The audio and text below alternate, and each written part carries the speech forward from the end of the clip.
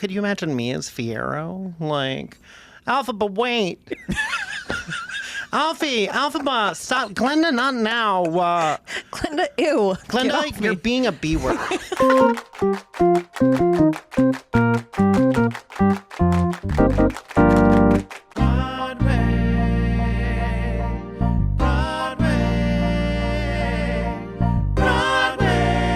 Please welcome to the mic, Casey Balsham.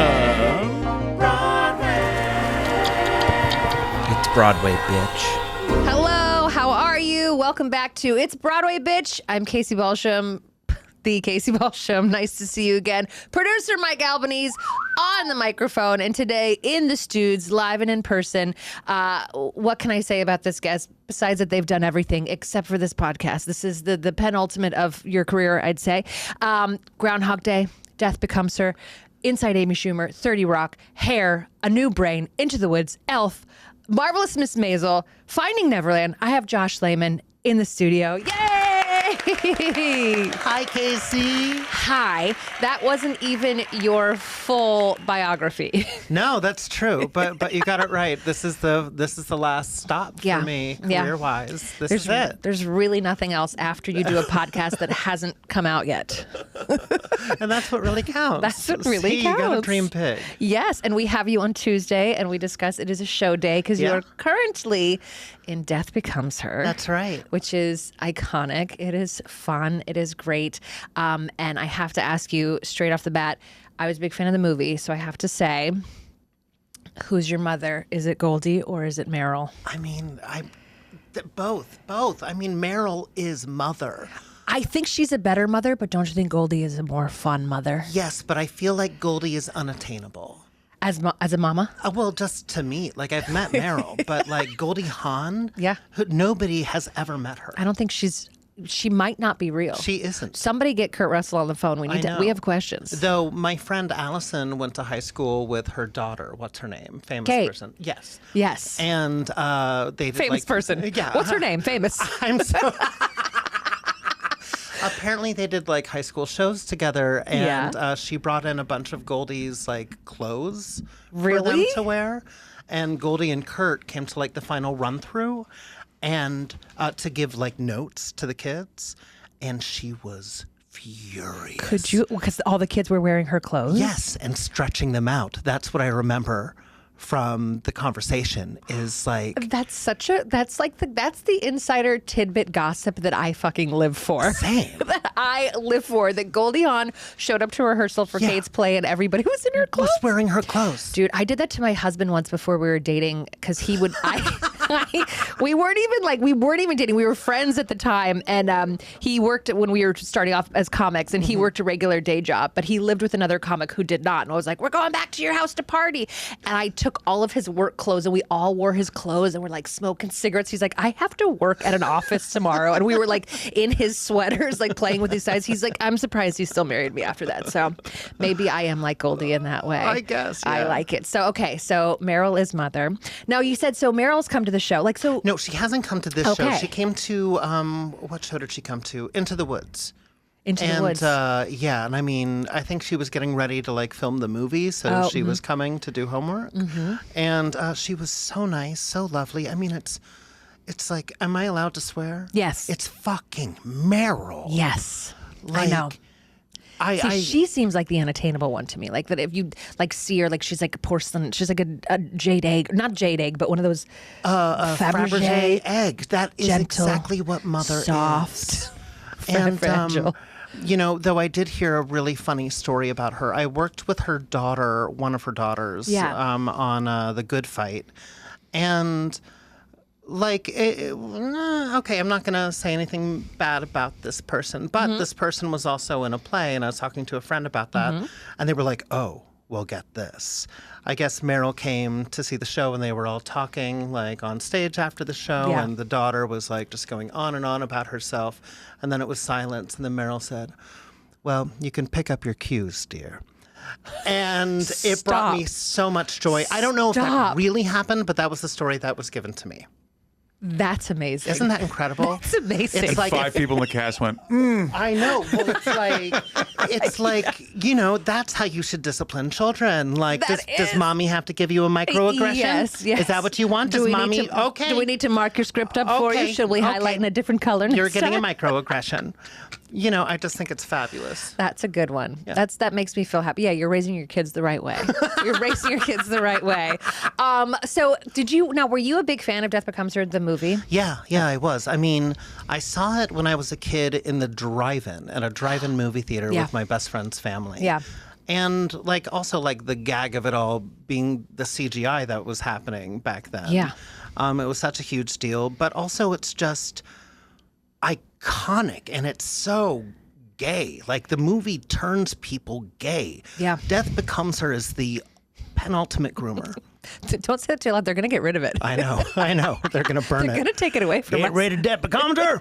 Turn my child to homosexual. What other movies would you say? well, better be Christian Becomes Her because that's what we need. Christian Becomes Her. That's right. We need Yeah, more. right. Death Becomes Her. Fill in that hole with a bunch of Bibles. What other movies would you say shaped kind of like your child? Because Death Becomes Her for me was one of the ones that I would watch on. Like I had that one. True Beverly Hills. Oh, yeah. Were kind of like mine. What were some of your? I would say, honestly, maybe First Wives Club, Beaches, A League of Their Own. Okay. We have a redhead theme. I mean, A League of Their Own is just we are the members of. I want to be a. At the end, it still makes me cry. Of course. When they're when they're all coming back and they're all just old women, you just remember you're like, oh fuck, life goes on. Life goes on, and it makes me so sad. Yeah. But I'd say my biggest. When the little boy shows up and he goes, as an adult, you're gonna lose. Yes, that's what gets me. I'm like, Angel. oh, he's old now. He's not a kid. He's grown. Yeah. But big influences for me were the Muppets, Bette Midler, Outrageous Fortune, and of course Punky Brewster was my hero. Really? Yeah. I mean, imagine this. It was the 80s. And my temple was having their Purim carnival. That's kind of like Jewish Halloween, you know, and you dress up like Bible characters or whatever. My mom let me go as Punky Brewster. She did? Isn't that wildly liberal for the 80s? Yes. Yeah. Did people know who you were? Well, I had a sign on my back that was Punky Brewster. And I remember somebody being like, hi, Punky. Just shalom, bitch. Yeah. You had the little sunshine hair ties. Yeah. That was her. I'm still obsessed with Punky Brewster. You know what? It was her and Clarissa were really kind of being dressing for yourself, just fun and bright and funky. Yeah. Okay, I like that. Punky Brewster as an idol is something I never gave thought to. Oh yeah, but I am now. Go there with me. Go on. It's my journey, and I want it to be yours too. I like it. Yeah. Death Becomes Her too. One of the main themes, obviously, is taking. Speaking of growing older, what a transition here. It takes youthfulness to the extreme. Yeah. And I want to know, you, Josh, how far would you go? What are the things that because I think I would get a fake butt if it didn't look fake. Sure. Do you know? And I want fillers. I'd like to look wet. I want to look tight in all the face places. See, I think plastic surgery, I think it just makes you look like your age, but with plastic surgery. It does. You know? I know. I don't know what I would get done. I did get a hair transplant. So Did I guess, you? Yeah, absolutely. Yeah. And it kind of worked. I do have more hair than I did when I went in. But, yeah, I don't know. I also kind of make a living off of being weird. I have this pingy little weird voice, and That's kind of your thing. you know, I'm a little I'm a little teapot, short and stout. You know. Perfect. So I don't know. If I was plastic surgery hot, I don't think I'd work again. There'd be a whole different set of roles. Because what could you imagine me as Fiyero? Alpha, but wait. Alpha, stop. Glenda, not now. Glenda, ew. Glenda, you're being a B word. No offense. But honestly, we communicated this. You know, what would I do in this world? Be He-Man? I get it. I get it. So you're saying, give me some hair. Yeah. And let me go on my way. I just want hair. I want more hair. That's what I want. And I did get it a second time, and it didn't take. Did you go to Turkey? You did it right here? No, but my friends did. I went to his name is Dr. Benjamin Paul. He is the hottest man on earth. Like, break up your home hot. Like, Not good at hair transplants, but hot. No. He's so good at them. It's just like my itty bitty little head didn't want. They were like, no more hair for you. You won't work if you have hair. Your head was like, I'm done. Yeah. I'm through. Yeah. See, I have the opposite where I've gotten like laser hair on like a mustache and beard, and it like did the opposite. It was like more. Yeah. It like grew my, I like had, it was like, cause it's the same laser tech sometimes, like when they do like lasers to grow your hair and to burn it off. And, you know, sometimes that's just our lot in life. I guess. I mean, what pisses me off, what makes me so angry at God is that like, I grow hair in all the wrong places. Like my eyebrows, my ears, my nose, it's like a punishment out of Jumanji. You know, it's like they wake me up in the morning and they're like, give me a kiss. I get it. Hey, babe. I'm like temporarily blinded when I put on a hooded sweatshirt. It's like, well, why? Like, go back. I know. I look like Mr. Potato Head now. Just it's awful. But like you said, your looks and your personality and who you are has got you this resume that is That's true. deep, my friend. That's true. Love Giz Fiero. That's Love, yeah, but really. wait. Alpha, stop. Glenna, stop. But yeah, literally Hey, I'm now. new here. Anybody want to dance? I love dancing. Let's break the rules. I'm a bad boy. I hate school. I deserve a microaggression from my green mommy, from my corporate mommy. I like it. Yeah. I need think to see it's- this whole play. I know. I need to. We'll write a new scene by the end of this. So obviously, Death Becomes Her, led by these incredible powerhouse females of Megan Hilty, Jennifer. It's Simard, right? Not Simard, Simard. Michelle Williams. Michelle Williams. But you've also done a lot with some big male names that we're going to get into as well. I'm wondering for you, is there a difference that you feel in like a female-led show versus like a male-led show? Yeah, I think it's really powerful. I think, especially Death Becomes Her, I love that our two head producers are badass women. Yeah. I love that one of them, Lo, like this is really her debut as lead producer on the show. Wow. I love that NBC Universal was like, yes, let's let women lead the ship. And yes, let's let the songwriters be a team that nobody's ever heard about. You know, that just like, that they really took a chance. And I mean, like, the show is like a $80 bazillion drag brunch. So for them to do that, I just think it's really, really good. We need more of that in this industry. Yeah, I think it really is hard because it does feel like, because while it's like you said, it's an unknown producer, unknown songwriters. It's a well-known title of a show. Like we're using an idea, but we're putting a new spin on it. Because I do think it's not as easy to it seems as though it's not as easy to break through anymore. Like new musicals are it feels like they're 1 in 10 maybe. Yeah. Make it past a couple months. Exactly. Yeah. And like even nowadays, if you have a hit show, it means like you ran for a year. You know, Which that's not how wild. it used to be, right? No, it is not how it used to be. It's really kind of sad and depressing. And honestly, I kind of blame Hamilton. And do you? I do. Let's because talk about Hamilton is like the first time, at least I think, where all of a sudden producers were like, what do you mean we can make billions of dollars in a week?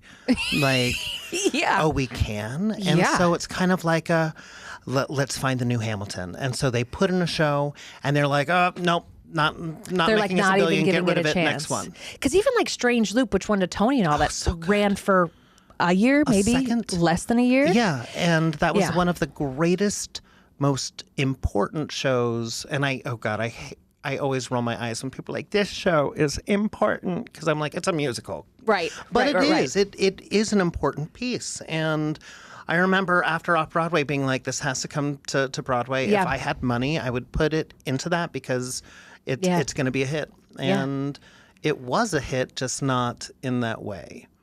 Not in the billions of dollars. Not, you know what? That makes sense. That why everything is they're giving it like barely a shot. Yeah. Unless, of course, there's a shit ton of money already there and people are like, let's just keep it going.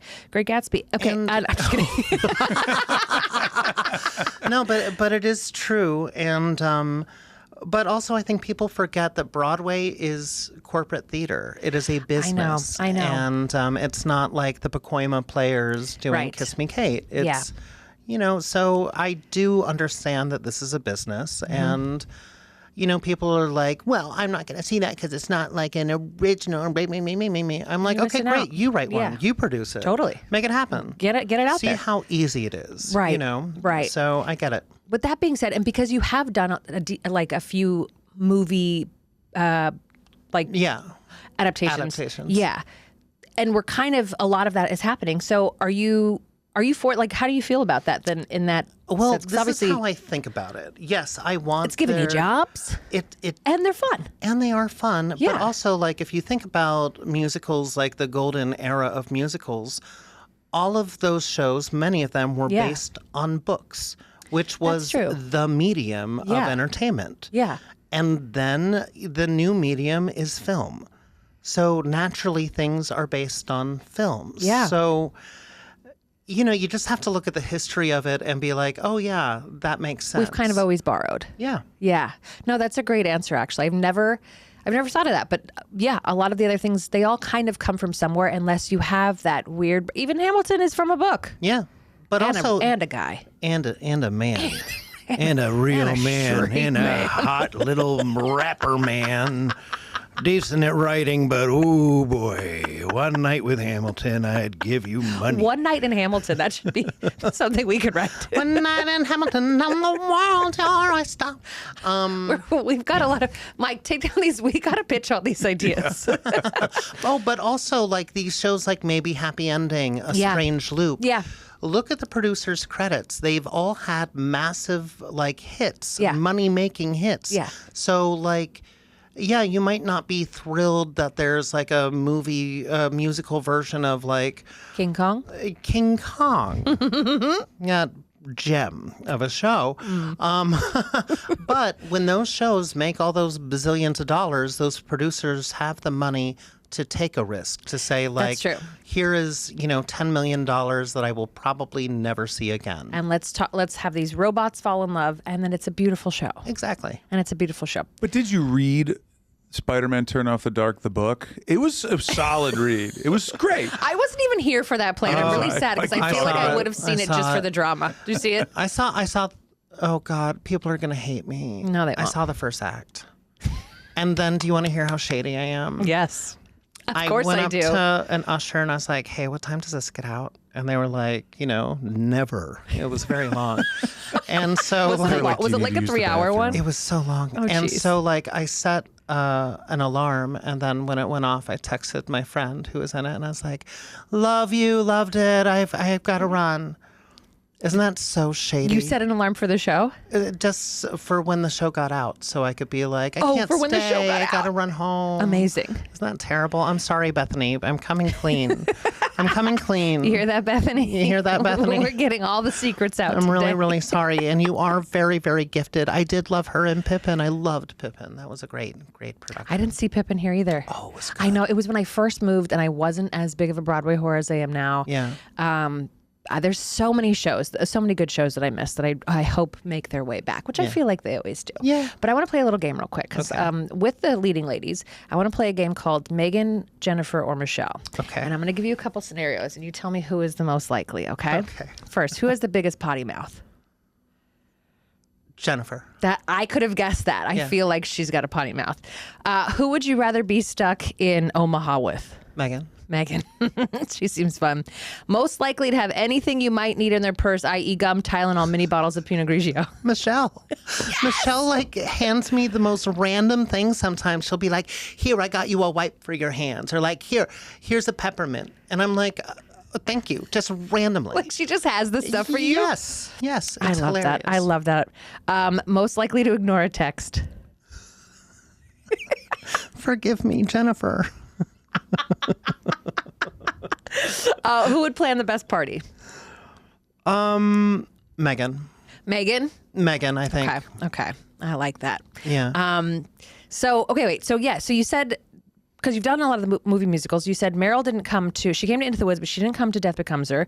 But do like Groundhog Day? Did you get any of the people from Groundhog Day that Bill came Murray to see that? came. Did he? Bill Murray came. It was magical. He came and it was so. One thing that I loved about him and Mark Hamill when Mark Hamill came was they hung out backstage with us and spent time with every single person. Really? That was there waiting to meet them. I mean, everybody on the crew, ushers, Yeah. you name it. And Bill Murray was hilarious because then he came back the next day dressed in the same outfit. Oh, he did a Groundhog Day? He did a Groundhog Day, but he also stood outside the theater. He bought a ton of the CDs of the cast recording, giving them out to people. He like gave He's out such a tickets for the showboat. show. He's like bartends Yeah. and stuff. That's like so fun. He bought a bottle of water at the theater and tipped the person $100 for like you like to hear stories about people giving it back. I just that kind of stuff. It goes a long way. Yeah. And they don't have to do that. I'm the most exhausted person on earth at all times for no reason. For no reason. And after a show, I'm like, you want to say hello? Why? You're like, I don't want to say I live hi to in you. Queens. What is this? And it'd probably be a celebrity that just never I'd go in disguise and Go in just disguise? be like, not here. Yeah, I didn't see that show. But those people really went out of their way to be with us. Because you've worked with quite a lot of celebrities, like between like your TV and your theater credits. I think there was like Amy Adams and a guest star, Billy Crystal, and then obviously like Broadway stars. You got Jonathan Groff, tons of people. And now you don't have to name names, but like, have you had a bad experience with somebody that was big and famous that was kind of like, listen, I'm tapping into this world, but I think I'm better than it. Yes, but normally though it's not the A-listers that are dicks. It's like the B and C's. Yeah. Isn't that funny? It is funny. And also like You're on a reality show. I know, and I'm like, dude, we're doing a musical. We're not fighting ISIS here. Nobody's above anybody here. I don't know, okay, yes, you're very gifted, but I'm over it, Yeah. And I've seen some incredible fights. Fights. Oh, really? Yes, I've seen fake loaves of bread get tossed in anger across the theater. Like during rehearsals? Oh, during tech, yeah. Ooh, well, Tech Week's tough. I'm not going to name any names or Okay. say the show, but my favorite fight. Yes. So I'm not going to say, I can't give anything away. But Okay. These two performers I think it was really one-sided, though. Okay. Could not stand the other. Yeah. And then in rehearsal, because the other person was like, well, why am I doing this? I need to see the prop or whatever. And then the other person starts going, this is bullshit. This is fucking bullshit. And starts screaming at them. And then the other person's like, you don't know how hard this is. And so, immediately I smoked at the time and I was like, I need a cigarette. Bye. Mm-hmm. And then I come back to the backstage and everybody's around, the person that was like, you don't know how hard this is in their dressing room, I think having a moment, and everybody's congregated outside of it. And the person who was yelling, this is bullshit, comes up to me. They are standing right outside this person's door and goes, I want to apologize that you saw that. I apologize to you. That was not professional. I apologize that you saw that. Yeah. I will not apologize to her. But I apologize to you. You can't even, that's like a scene in a sitcom. It's one of the, I'm so glad I witnessed that. That just seems like how do you not just kind of laugh in that person's face? I will never, ever forget it. I like that fight. Yeah, me too. That's kind of a perfect, because it seems like I've been watching your videos for Broadway.com, your To Die For, and it seems like backstage at this show particularly, it's pretty vibey. It seems like the vibes are high. Yeah. And it seems like everybody for the most part is getting along. And I'm wondering, is it still because the show is fresh? Do you think it's, or is this just are people just in it? We're was it always like that, or did it get tense during rehearsals and tech and stuff like that? Because it seems like you're floating around and you're talking to everybody, and everybody is just like having the best day. I mean, I love everybody, but I also choose not to like marinate in everyone. I like to pop in, pop out. Yeah. And call it a day. Yeah. I mean, in every show, there are going to be people that don't necessarily get along or whatever, but it's a big cast too. It's a huge cast. A big cast. A huge crew. Yeah. And the good news, though, is that it's not a really young cast. So everybody there is a professional. Right. This is nobody's like first time around the block. Like, this is our job and we take it seriously. And I like that. Yeah, that's good. Yeah. And now how about, do you have anything that you would say is your like, do you have any like diva behavior? Like, do you have something that you're like, I know this is a little bit, but like, it's just something that like I like or I want? Like diva, like in a mean kind No, of way? like a I have to have lemon slices backstage or like something like that. Like when you're performing, is there any kind of like, your request or your... It's not like I have no sway at this theater. Right. If I was like Jennifer or Megan and I was like, I need this lozenge or no Jennifer. And it's got to be orange. Exactly. That's it. You know, then they'd be like, oh, yeah, no yes, Jennifer. ma'am. Yes, ma'am. Yes. You know? For me, though, I drink so much tea at work. It's always it's a throat coat and a peppermint tea, and I put it together at my station. And like, if I don't have that, then shit's gonna go down. It's not going to be a good day. Heads are gonna roll. It is not going to be a good day. So the mint tea and the throat coat must stay stocked. I try to ask for things though. Like I keep on telling company management, I'm like, you need to bring in puppies between shows. On just a 2-show day, something. We need puppies for us to play with. And they're like, the theater doesn't allow puppies. And I'm like, if Jennifer, Megan, or Michelle had a dog and wanted it at the theater, you bet your ass that dog would be at the theater. They were like, that's fair. I feel like puppies on a 2-show day they could stop by all the theaters. Yes. I mean, how could that be a bad thing? The world is falling apart. Give me puppies now or fucking fuck off. I'll leave and go do Wicked. Is that what you want? Ew, Glinda. Glinda's not. Glinda, that was mean.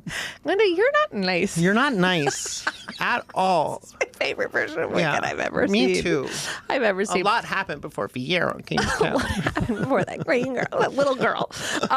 So I love that. You know what? Tea, I feel like is such like it's not even a deal. You're just like, I need it. I need my that. voice. But I have had diva moments in the past. Have you? Yeah, sure. If I'm working on a show that I really can't stand, and I'm working for producers that I think are really terrible. And this has happened? Oh, sure. Yeah. It's like I have a thing. I have to be good at my job. I have to be. If I'm not good at my job, I will not have a job. Yeah. You know? And so if you are working with me, I expect you to be good at your job.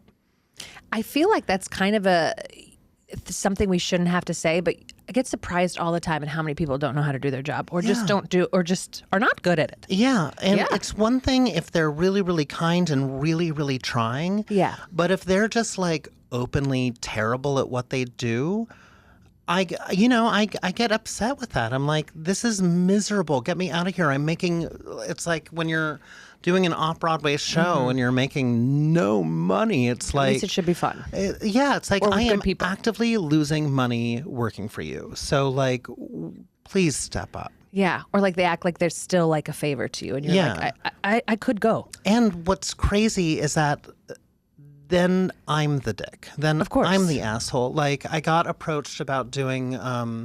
like a reading of a one-person show or something. And I was like, great, this is my agent's info, send it over to them.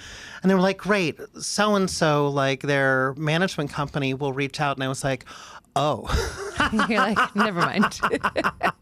I was like, not even never mind. I was just like, I don't think they're going to want to work with me again. And quite, honestly, the feeling's a little mutual. Yeah. But I think it's like we have to be able to say that kind of stuff. Yeah. We have to be able to set some kind of boundaries and be like, I just don't like working with that person and I'm not going to do it. Yeah. It's not worth it. We're too old. The world is on fire. I also like knowing that low-paid workers get treated the same no matter where you are. Yeah. Off Broadway in a true. shitty show, or it's at 7-Eleven. Your boss is going to treat you like you're getting paid a ton of money. yeah. And why were you 2 minutes late? It's like, because 2 minutes is 8 cents. Yes. Calm down, everybody. Yes. 2 minutes is 8 cents. Yeah, I agree. We need to stand up for ourselves more, I think. That's what I think too. Life is too short. We're too old, and also like doing what we do is too hard. You It's are too already hard. not expanding. What's the word? You're already extending yourself. And you miss out on everything. You miss every holiday, every birthday, Yeah. Valentine's Day. Like when I first got with my partner, who is not in theater at all, which is something that I love about him. Like Right. we were dog sitting for fun. And he was like, "So what does she do?" And I was like, "Oh, she's Kristen Chenoweth's music director." And he was like, "Who's Kristen Chenoweth?" And I was like, "Marry me." Wait, where was this going? I just went on a tangent. About we were talking about how we just have to set boundaries. Oh, He's not in 'cause theater. You miss everything. Oh yeah, you miss because everything. yeah. And I remember him. I was doing a show, and he was like, "So, do you want to go get dinner like on Friday night?" And I was like, "I have a show," and he was like, "But you just did the show." And I know, but It's like so sweet. it is so sweet. But it's also like that is the point. If I Yeah. am sacrificing life, Night. night after The night, nights. then like. You better this better be a good experience. Yeah. And if it's not because of someone, then I will not like them. I think that that's fair. Thank you. And also, like, it is crazy to think about how you literally have one night to yourself a week. I know. 1 p.m. I know. There's one. Yeah. Like, that's crazy. Does it ever like click it? Are you ever like? I bet the days. Do they just start to feel really short when you have to come in or do you do the most on like the daytime because you're like, I know I've got to work tonight. I go through waves. Yeah. Yeah. I'm such a procrastinator. So like hear you. laundry is like the devil to me. And so, but Do you have laundry in your apartment? I have it in my building. Okay. Thank goodness. But even then, like It's all I have still to too do far. is take an elevator, and I'm just like, It's this a lot. is exhausting. Heavy baskets. Yeah, exhausting. I just order new stuff. Oh yeah, exactly. I'm on Broadway, bitch. I'll fucking order new things. Fuck. Bring home a costume. I don't care. Yeah, fuck. And yeah. So you end up doing like, oh, today I have to clean, I've got to do laundry, I have to cook for the week, I have to do everything, and then all of a sudden it's then I 5 have to p.m. have and a you have to date go. with Yeah. my partner. Yeah. Yeah. During the day. During the day. Day date. And him being like, you want to watch TV? And I'm like, you want to do what? Netflix and Can't we chill. just sit here in silence? You're like, that's what people do in their relationships. They sit down. Okay, I want to talk about so I mentioned because we talked about the leading ladies. I want to talk about the leading men that you have worked with because it's been some heavy hitters. Andy Carl. Oh, I love him. And I can never say, this is my Sally Sells C-Sells, Brooks Ashmankis, who I love. And I wish I could say his name. No one can. It's Christopher Sieber. Yeah. And Jonathan Groff, who is he as nice as everyone says he He's is? a dreamboat. He's so sweet. He's so kind. He's so talented.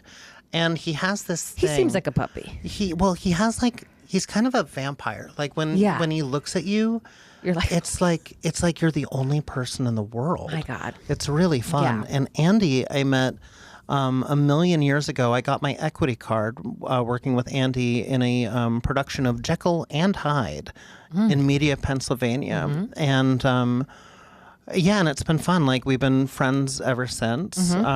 did you see Teeth? It was also by the Strange Loop Didn't guy. get to see Teeth because of my schedule. That's right. Oh, because it's same. Yes, Yeah. that's right. But it's a fun story about getting my equity card. So at the time, I was living in Philly. I was in a very abusive relationship, living in basically a crack house. I'm sorry. And I was like, and I was working as a phone sex operator, as a woman. And my name was Fiona. And That's a lot going- you had a lot going It was on. terrible. And I was like, Did you think of that job though as like, this is technically entertainment, so I'm in I the did biz? it first. Yeah. And also, Like I'm like acting. the ad for it said looking for phone actors, and I remember just laughing and Yeah. being like, "I can do this," and Yeah. it was hilarious for a couple weeks and wildly depressing after that. Yeah. I took a job getting tomatoes thrown at me at the Renaissance Fair, and I was like, this is basically crowd work as a comic. That was your job. Yeah. You make fun of people and they throw tomatoes at your face. What was the interview? It was Hey, sit there. You have a face. You're in. You're like, I'm tall. I'm a big target. That's it. Why? Yeah, People should be able to hit that's me. That's exactly what I thought of. I could smell rotten tomatoes when you were like, I was a phone sex operator. I was like, yeah, You're like, I was too. I tomatoed before. Wild. So I went to this local audition and I made up a resume. Like everything on my resume. I think I read was, that you said that, and luckily they didn't question you. No, there was no Google at the time, and The easy days. and I put. They asked how many EMC points I had, which is like the ones you get before. before joining the union, Yeah. and I didn't know what that was, and so I put like 123 or something. Don't you only need like 5? Isn't it like You need like 20 maybe. I don't know. You need nothing to join the union. you need less than 120? Exactly. And when they were like, we'd like to offer you a part in the ensemble and your equity card, I was like, Yeah. you're giving me my card? And they said, well, you have the most experience out of the pool. My career is based on lies. But look at you now. Look at me now. Look it was at you worth now. Your resume, you can leave stuff off and it Yeah. would still be full. Okay. So out of these leading men, if Andy, Brooks, Christopher, Jonathan, you're in a boy band. Okay. Who's the heartthrob? Jonathan. Who's the older brother with the deep voice? Who's the one you take home to mama? Who's the bad boy and who's the silly one?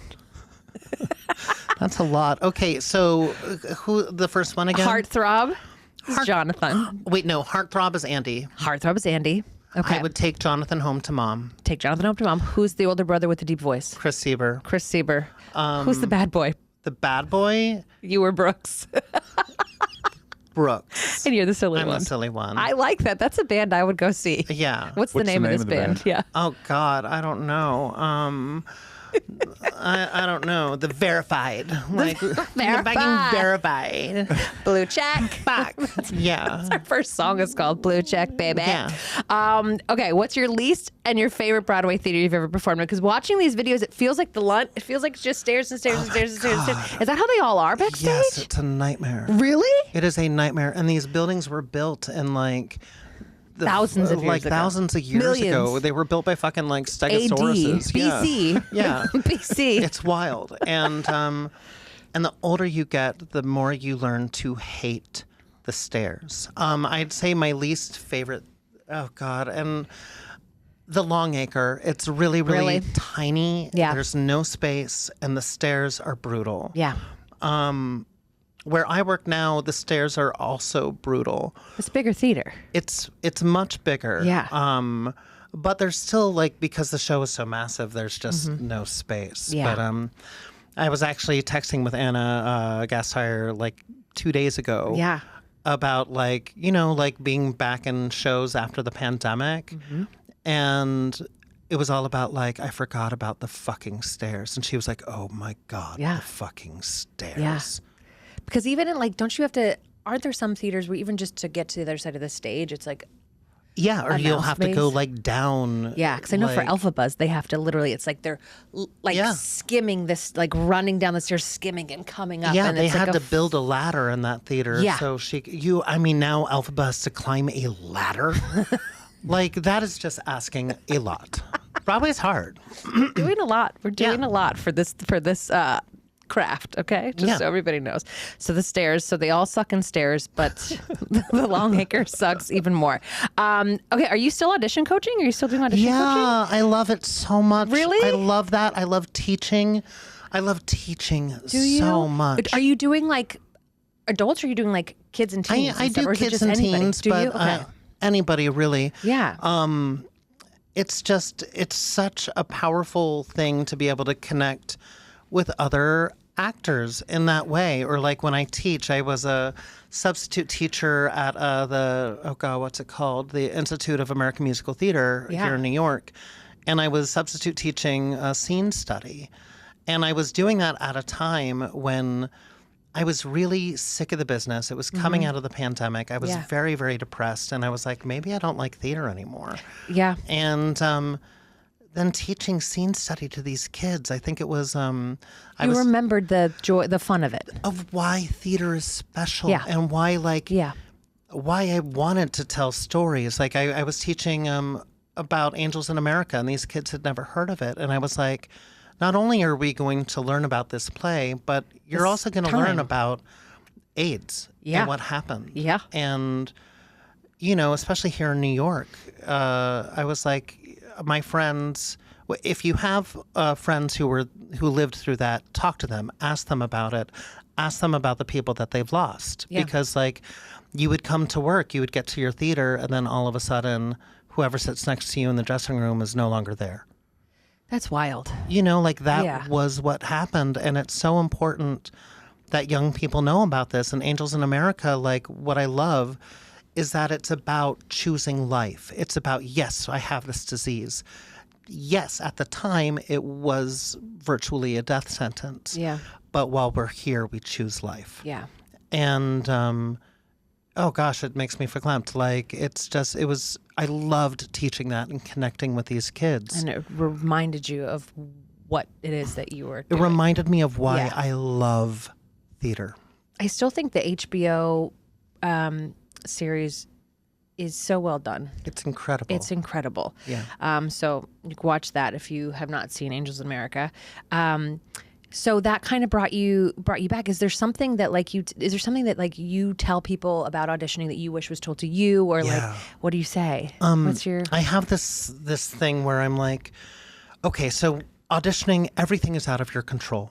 Yeah. Everything is out of your control. And things are going to happen before the audition. Yes. Like you're going to get thrown. And you're going to be nervous, so just accept that you're going to be nervous. It's okay. That's a good Everybody's nervous. You can't get through it. We put so much pressure on ourselves that it's like failure is such a word that it's such an emotion of like, if I don't book this, I failed. If I don't make my Broadway debut by the time I'm 25, I failed. When it's like, no, bitch, your job is to show up prepared, passionate, and present. If you do that, you are being 1,000% successful. You are doing the job. You are doing exactly what you came here to do. Yeah. The results are out of your control. But what is in your control is being present, passionate. Prepared. Yes. That's really good advice. And I could see, and even you just saying it, you could see like that you're passionate about teaching this to people. Yeah, but I mean, it's also something that I have to practice too. Like, we all should. You know, no matter how far you get at the end of that job, you're back to looking for another. And, so, you know, one day you're kind of what's in, the next day you're not. Yeah. Like when Jack Black first like blew up, I got more auditions than I've ever had in my life. Right. And then when, you know, the skinny guy took over like in the spotlight, then the auditions dried up. Yeah. So, you know. You just never know. You don't. All you can do is be prepared. Passionate. And present. Yeah. I like that. I'm going to think of that. I like that. All right. I've got a couple more and then we're going to do our scene. Oh my God. I've got a couple little So silly. This is so I like to look on Reddit and check out the Broadway gossip and kind of get a gauge on what you think. So this happened at Gypsy. Well, also I read that something happened at, somebody was filming and Megan Hilty like did some kind of, at Death Becomes Her, that she kind of did some turn and kind of in the choreography pointed at this person, but also shielded her face from the camera. Somebody said it was brilliant, but I'm sure it was just like a little thing that like nobody else would have noticed. But people talk about phones a lot. Yeah. And they're there, they're here, they're not going anywhere. But so at Gypsy, a lady was on her phone and being loud. So a guy threw his playbill at her and he was escorted out, but she was not reprimanded for being loud or being on her phone. So who was in the wrong? She was. She was every time. Do you know how many times I have thought about throwing a goddamn playbill at somebody or a candy, a peanut M&M of sorts and just knocking somebody in the back of the head? I accidentally slapped a phone out of a woman's hand at Hedwig. It was an accident. I like reached over to be like, put that away, please. And you slapped it. And instead it went, and I just kept going with it. You know, I was like, mommy is mad. Mommy is mad. Which what you meant to do anyway, in your heart. Yes, what you wanted to do was slap her in the face after that, too. And of course, like, I was the asshole to this woman, but I don't care. No, I'm constantly, I'm side-eyeing people. I'm looking at them. I'm looking at their, like, people have it on their lap and just keep going like this. I'm like, do you not think a bright-ass light is going to take away attention from everybody? But also, like, we all know that we're addicted to our phones. Put it away for a second. I always say, I'm like, who are you? You don't have fans. Like, who are you checking in on? you don't need to see anybody. Yeah. Nobody's trying to get in contact with you. Like, it's okay. Okay, I thought that she was in the wrong, too. But I can't believe, because they were like, we watched, and she was still loud, and she was still on her phone, and the ushers just watched it happen. Like, they didn't do anything. And I was just like, oh, that's so mean. Okay, and then real quick, I want you, because I have this thing, and then we have this thing. You're writing a Murder, She Wrote musical? Is that still happening? I did, and it was going to go off Broadway right before the pandemic. Oh. And it's sort of dead in the water now, which is kind of fine. We would have had to do so much rewriting. There's 4 of us writing it, and 3 of us do not get along with one. Okay. And that was a big catalyst. They kind of tried to hijack the show, and so we were like, no, bye. Thanks. Bye. Yeah. See you later. Well, here, pandemic. There you go. Yeah, exactly. Okay. Well, you never know. To take your own advice, you never know what's going to happen. You never know. Maybe they'll lose all their fingers and they can't type anymore. And that's what really counts. And then you can go on without feeling terrible about it. And that's what really counts. Okay, Mike, it's getting a little chilly in here. What do you think? It's getting cold in here. Getting My cold. goodness. I think it's time for Hot Scene Cold Read. There we go. All right. This is a hot scene cold read. This is from a little known play. Don't mind the little notes at the top. I was just thinking of other ideas. This is what is this show called again, Mike? This one's called How Could You? This one's called How Could You, brought to you by. How Could You, brought to you by. This is called How Could You, brought to you by. I will be playing the role of Crystal. You'll be Marie. You don't see it, but you'll know. There's only 2 of us. We're going back and forth. So I will start the scene, and we'll just read it together. I'm really nervous. Don't be nervous. Where does it take place? Do we need accents? You'll find out. You can. Okay. You can choose your own adventure I play there. Marie? You are. Yes, you're Marie. right. Okay. Marie, what's wrong? Oh, Crystal, it's positively awful. The prince just made an announcement that he's having a wife ball, and I won't be able to attend because I haven't finished up all my chores. Oh, Marie, but you are so beautiful. Surely one look at you and the prince will fall madly in love and want to marry you. I know. That's what I think too. Well, what chores do you have left? Maybe I could help. I know a thing or 2 about cleaning. You mean it? You'd really do that for me? Well, sure. If anyone should marry the prince, it's you with your gorgeous hair and tiny feet. Now tell me what you need. Well, I have to wipe the floors of the whole house, and all I have is this tiny little rag. It'll take hours. Not anymore. With my ShamWow mop, you can get the job done in mere minutes. Minutes? How's that possible? Our patented technology assures maximum soakage, so you'd never have to go back to the bucket. Just spray and wipe. Wow, you mean all I have to do is dip it in once and I can do the whole house? That's right, Marie. You can clean the house and have time to rest before the wife ball. I've never had free time before, Crystal.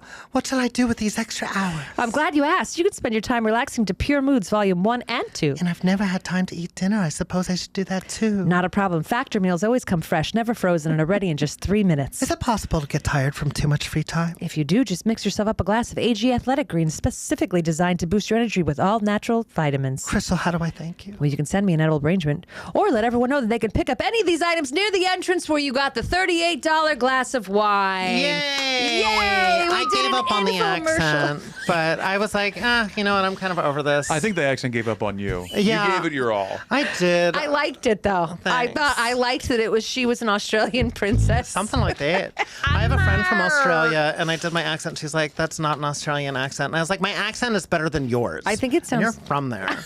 You're like, nobody would believe you. They'd Yeah. believe me. All right. And then, of course, our final question that we ask everybody will say a lot about you. This is our cats. This is our cats horoscopes. Which Jellicle cat are you most attracted to? I have to remember their names? Well, okay, I can give you a little. We've got Gus the theater cat. There's Bustifer Jones. There's Bumbule Arena, Demeter, Jenny and Dots, Grisabella, Mr. Mistopheles, Rum Tum Tugger, Skimble Shanks, Old Deuteronomy. I mean, okay. Uncle Jerry, Rumpelstiltskin, and McCavity's the bad guy. Wow, God, you know them all. I mean, look them Rum up. They're not Tum written down. Tugger is hot. Everybody loves Is Rum hot, Tum Tugger. but I mean, I love Grisabella. I just don't want to hook up with her. Okay, so Rum Tum Tugger. Yeah. Okay, well, that means you've auditioned for a reality TV show but didn't pass the psych test. That's a bummer. That's probably true. But if Grisabella, that means that you've been canceled and you're trying to make a comeback. I got sort of canceled once. Did you? Not like you canceled, didn't. canceled. Just like on Twitter for a moment. Twitter's canceled itself by this point. There was this like meme going around, or GIF, or whatever it's called, of like somebody like pressing a button, laughing, and like running away. And Right. it was like, what's your hot take, and run away. Yeah. And I wrote, Evan Hansen's a horrible person. Yes. Because Evan Hansen is a horrible person. It's beautiful music with a terrible show. In that play. Yes. And this is something we've talked about we've had a before lot with of other people. discussion. the Evan Hansen fans came Oh, they'll come for you. at me. Yeah, they're crazy. To the point that, like, I got messages being like, so, you know, they're planning, like, to do something to your cameo. Like, the cameo app or whatever. Yeah. Just like they came at me. It That's was terrifying because they're also 13 years old. They're children. I know. They are. The TikTok children are to be feared. Yeah. Every time I post a clip, I get videos saying "kill yourself," and then I look and it's like a 2-year-old being like, "Home with mommy." You know, Yeah. you're just like, "What the hell happened here?" It's really wild. Yeah. And it got to the point where, like, I gave my friend my Twitter account, and I was like, "Can you Make it stop. I was like, I will pay you for you to, like, just let me know when this is over." Yeah, You know? I'm done with it. Yeah.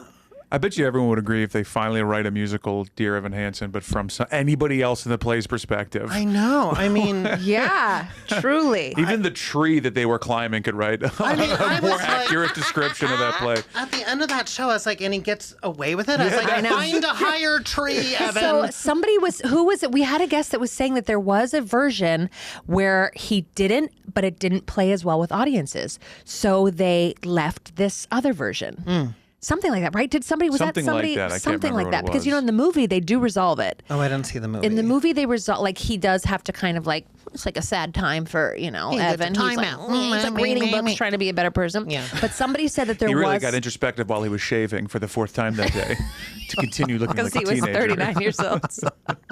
Yeah, but there was something. Somebody told us that there was a version and it just didn't like work as well. Unless I just totally made that up, Mike. Did I? It sounds familiar. We've had a lot of right? Hansen talk. There has been some Evan Hansen talk because I always am interested because I had put this up on Reddit about like what's a show that you hated that everyone else loved, and there was a lot of like Dear Evan Hansen stuff, and so I find it really fascinating. Yeah. Because I watched it, you know, I went and I saw it with Ben Platt, and I was like, "Ah!" And then I went and saw it again post pandemic, and I was like, there's a lot of mixed messaging in this show. There's a lot of things that are Yeah, I remember my seeing conscience it. doesn't like. And like the show, it's a good show, sure. Yeah. But like I remember being like, oh my God, he's doing what? Yeah, I was like, and I just couldn't forgive him. I couldn't get past it. I was like, that is unforgivable. one of the most unforgivable things you could ever do. Agreed. Yeah. Agreed. There you have it. Hot takes. Hot takes. It's Broadway, bitch. Josh, thank you so much for being here. This was so fun. I hope you have a great show tonight. And please tell anyone where they can support you, where they can find you. Oh, you can find me on Instagram. I'm at Josh.Lamon. That's Lamon. Lemon. It's like lemon with an A. Oh, Lemon. And that's really the only social media that I do. I'm trying to. I'm slowly getting away from Facebook. It just like really ruins the day. It's done. Yeah. So yeah, come find me on Instagram. And go see Death Becomes Her at the Lamp Fontaine. It's a fantastic and fun show. Okay, bye. We'll see you next time.